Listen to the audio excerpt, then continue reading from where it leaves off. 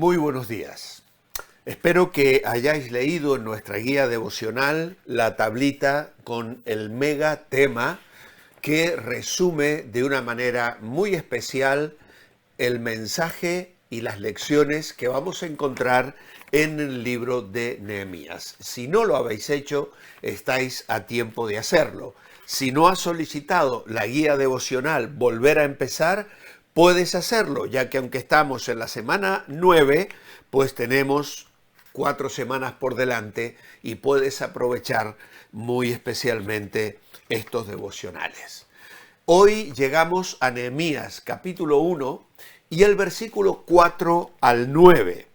Dice así: Cuando oí estas palabras me senté y lloré, hice duelo por algunos días, ayuné y oré delante del Dios de los cielos y dije: Te ruego, Señor, Dios de los cielos, fuerte, grande y temible, que guardas el pacto y tienes misericordia de los que te aman y observan tus mandamientos. Esté ahora atento tu oído y abierto tus ojos para oír la oración de tu siervo, que hago ahora delante de ti día y noche por los hijos de Israel tus siervos. Confieso los pecados que los hijos de Israel hemos cometido contra ti. Sí, yo y la casa de mi padre hemos pecado. En extremo nos hemos corrompido contra ti y no hemos guardado los mandamientos, estatutos y preceptos que diste a Moisés tu siervo. Acuérdate ahora de la palabra que diste a Moisés tu siervo cuando le dijiste: Si vosotros pecáis, yo os dispersaré por los pueblos, pero si os volvéis a mí y guardáis mis mandamientos y los ponéis por obra, aunque vuestra dispersión sea hasta el extremo de los cielos, de allí os recogeré y os traeré al lugar que escogí para habitar allí mi nombre. Nehemías era un funcionario de alto rango en el gobierno persa. Era el copero del rey, información que vamos a encontrar en el versículo 11 y que no hemos leído todavía. Con esa posición no era un simple siervo del palacio, sino que tenía una categoría equivalente a la de un miembro de nuestro gabinete de gobierno. El oficio de presentarle la copa al rey y protegerlo del envenenamiento era una parte del trabajo ceremonial que desempeñaba Nehemías, pero también tenía otras funciones importantes. Era consejero de confianza y tenía influencia sobre el rey. El libro, como leímos ayer, comienza en Susa, una de las principales ciudades de Persia, que ahora se conoce como el sur de Irán. Vemos a Nehemías desempeñando sus deberes al recibir a unos visitantes de la distante ciudad de Jerusalén. Es probable que esos hombres hayan sido una delegación oficial de Jerusalén, o quizás se trató simplemente de un asunto familiar o de negocios. Si la palabra uno de mis hermanos quiere decir que Hanani era en realidad hermano de Nehemías y no simplemente un amigo judío, entonces es más probable que no se tratara de una delegación oficial. Da la impresión que Nehemías se enteró de las condiciones de Jerusalén mediante unas sencillas preguntas superficiales y se horrorizó al enterarse de la espantosa situación que existía en Jerusalén. Al parecer, Nehemías suponía que todo marchaba bien en Jerusalén desde que Esdras fuera hacía unos 12 años, más o menos. Subestimó la persistencia de los enemigos de Israel y la continua debilidad física y también espiritual de los que habían regresado.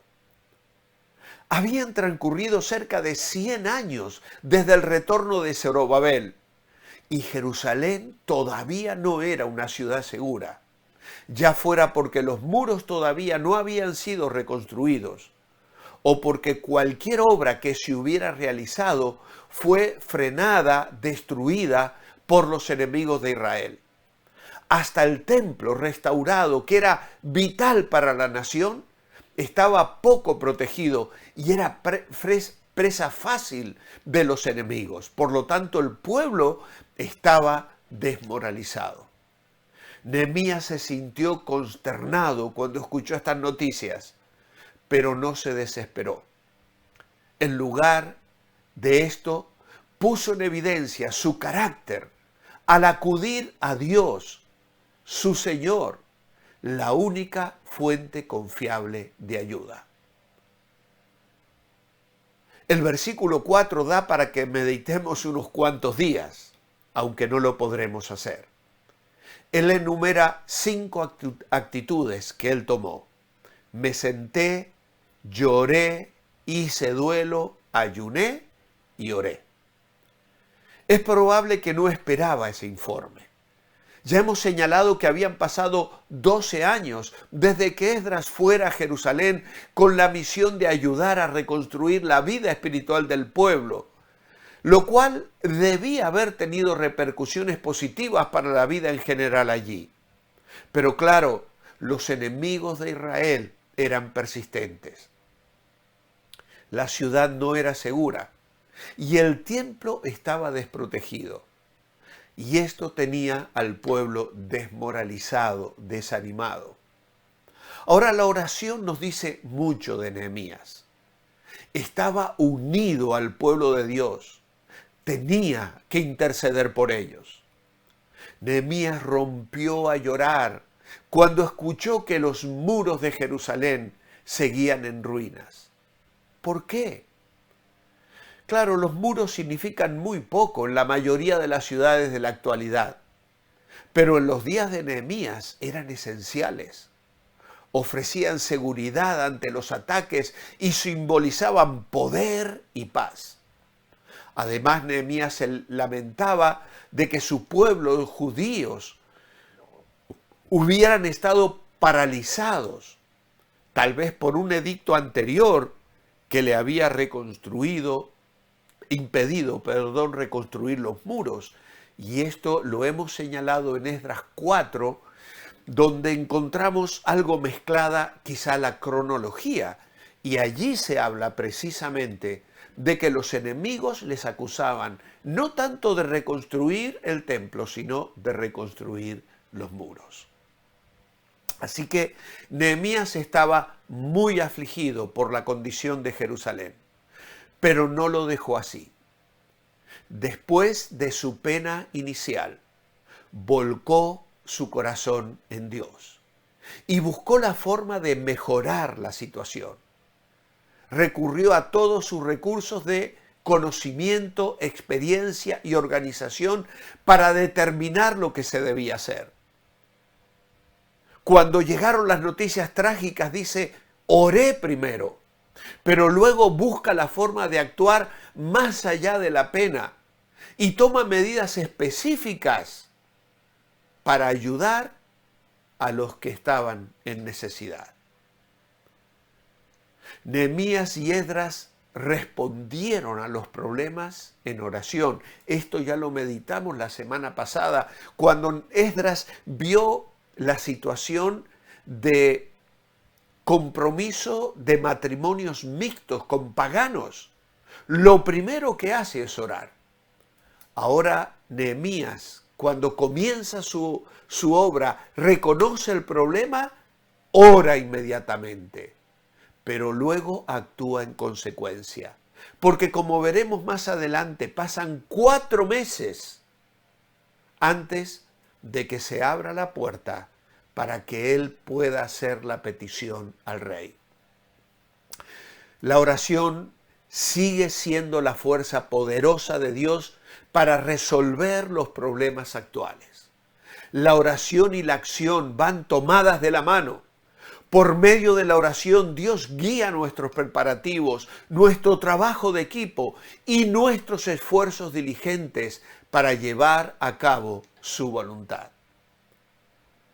En la oración, Nehemías primero describe a Dios desde la visión que él tiene. Y dice, Dios de los cielos, fuerte, grande, temible, fiel a sus promesas. La humillación del pueblo era muy profunda, pero la altura y majestad de Dios no ha cambiado ni menguado. Su pacto es firme, su mirada es atenta, su oído está abierto a la oración y a la confesión que su siervo hace desde su dolor. Es desde allí que Dios les ha de levantar, desde el arrepentimiento y la fe en la palabra de Dios. No importaba la distancia ni la condición, sabía que Dios podía hacer maravillas y Nehemías confía en ese Dios. Nehemías ayunó y oró por varios días, expresando su tristeza por el pecado de Israel y su deseo de que en Jerusalén reviviera la adoración al único Dios verdadero. Si miramos en detalle la oración de Nehemías, vemos estos elementos en su oración: alabanza, acción de gracias, arrepentimiento, súplica y compromiso. Las oraciones sinceras, como la de Nehemías, pueden ayudar a ver mejor cualquier problema que estés enfrentando. El gran poder de Dios que está allí en el trono para ayudarnos y el trabajo que nosotros tenemos que hacer. Y al final de la oración, Nehemías ya sabía qué acciones debía tomar. Cuando el pueblo de Dios ora, las decisiones difíciles se ubican en la perspectiva adecuada y se pueden tomar las medidas que corresponden. Por eso, como reflexión personal, resumimos su oración. Reconoció la santidad de Dios, pidió ser escuchado, confesó el pecado y pidió ayuda para cuando se acercara al rey. El resultado de la oración: él incluyó a Dios en los planes y en las preocupaciones que tenía. Esto preparó su corazón y le dio a Dios espacio para orar. Por eso, ¿cuán a menudo vuelcas tu corazón a Dios? ¿Cuán a menudo le haces una súplica específica para que Él la responda?